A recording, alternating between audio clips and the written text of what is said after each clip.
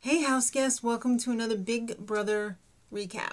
Alright, so last time the HOH competition was still in progress. It was Big Brother Christmas, complete with snow and 90 degrees.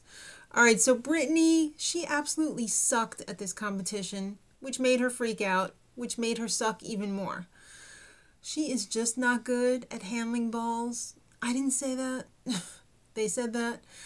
Britney started to catch up at one point, which made Hayden very upset. So he started dropping and breaking balls, and it didn't matter though. Even with Hayden's little flip out, he still ended up winning the HOH. So at the customary Brigade meeting after the HOH competition, Enzo was patting himself on the back for creating quite possibly the best alliance ever in the history of Big Brother. I don't think so. Alright, so Britney is now Reagan. And I'm thinking, you know, you didn't give a crap about Reagan last week when he was all cryy and alone. So it's kind of like karma's come to bite you back in the ass, Britney. How's that working out for you? Sorry, you know, I love Britney, but I really don't like when she turned on Reagan. Alright, so it's time to see Hayden's HOH room. He's got his prissy shampoo up there and his giant container of muscle milk, which I'm surprised is not in the shape of like a human breast or something, because these guys are going freaking crazy for this muscle milk. I have seen muscle milk and it is disgusting. I don't know what they put in there, but it's like these guys are still breastfeeding. Alright, so he got a letter from his daddy talking about snowboarding, I suppose, in Colorado and his family and blah, blah, blah. Meanwhile, back out in the backyard, Lane couldn't start the grill. Britney was afraid it was going to blow up, too. I think he just forgot to turn on the propane, because when he finally realized he was supposed to turn that thing first, it like burned his shorts. Alright, so time for Big Brother to pull out the old small table and bring it into the house. Lane's all excited. He thinks it's 1 out of 3 shot. Oh wait, he forgot to count himself. It's still 1 out of 4. Duh. The guy is dumber than wood. He's dumber than that table that they brought out. Hayden's playing everyone in the house. You pretty much have to at this point. And I'm pretty sure everyone's playing everyone. Except for Lane. He might even be playing himself. I don't know. Alright, so surprise time. It's the luxury competition. There's a pig outside with bling bling on out in the backyard.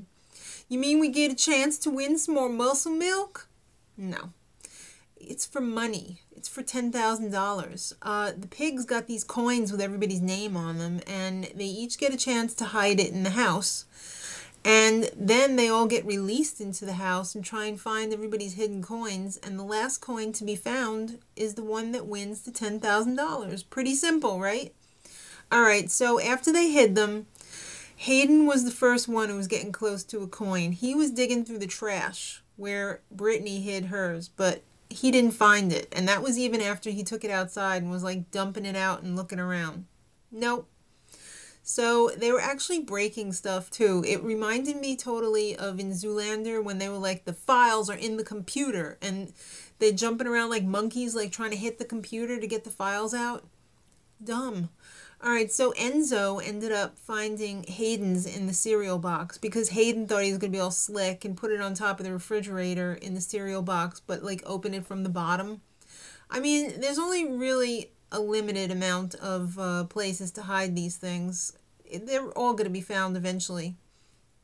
Enzo and Lane, they were trying to throw people off. They were trying to look where theirs were hidden, so people would say like, oh, you know, they looked over there already and they didn't find it. Lane, again, it's like waiting for the end of the Harry Potter movie. It's taken forever. Alright, so Britney ends up finding Enzo's coin. It was on the wall behind one of the flower decorations. And then she finds Lane's. After she looked in the recycle bin for like 30 times, she realized it was under the bucket that you take out.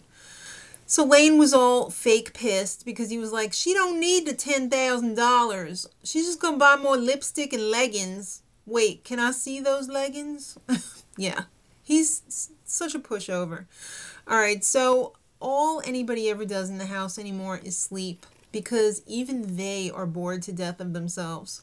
So Brittany decides to make a lame attempt at starting a pillow fight. It was pretty lame. I'm sorry. This is just the lamest thing ever. Why don't you, Big Brother, at least give them some booze to drink, for crying out loud? That would be even funnier. All right, so Brittany starts talking about her fiance, Nick.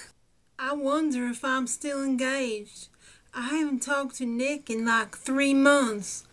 I don't want to be broken up with. I don't want to have to sit here thinking that my fiance broken up with me. I don't know. Do you think I'm still engaged? Since day one, when I heard Nick's name for the first time, I knew he wasn't the one for her.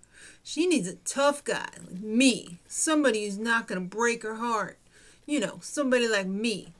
I'm not the biggest mushy guy out there. I'm not mushy at all. I'm a hard guy. I'm not going to send you any flowers. I'm going to take you to the bar. I'm going to get you a steak, some girly shots. After a couple of those, you won't be thinking about no roses or no tulips no more. All right, so Hayden and Enzo, they are strategizing up in the HOH room. They're toying with the idea of taking Britney to the final three because they both think that they could beat her. That's one less jury vote if you screw Lane right now, and I don't know that you could beat Britney, so, you know, in the HOH competition for the end. So I don't know if that's such a good idea, boys. So it's time for nominations, and everyone is freaking out because no one wants to be nominated. Wake up, people. The nominations don't mean a damn thing this week. Hello, do the math. Whoever has the power of veto runs the entire game. The HOH is pretty much powerless this week. The only thing that they have going for them is that they're guaranteed a spot in the final three. All right, so Lane and Britney were nominated pretty much as everybody was expecting. Hayden's speech was all like, it's not personal. I love y'all. Duh. Everyone wants the veto this week. They're going to fight like crazy to get that veto. So Wednesday is going to be the power of veto competition and ceremony. And I guess I'll see you then. Till then, much love.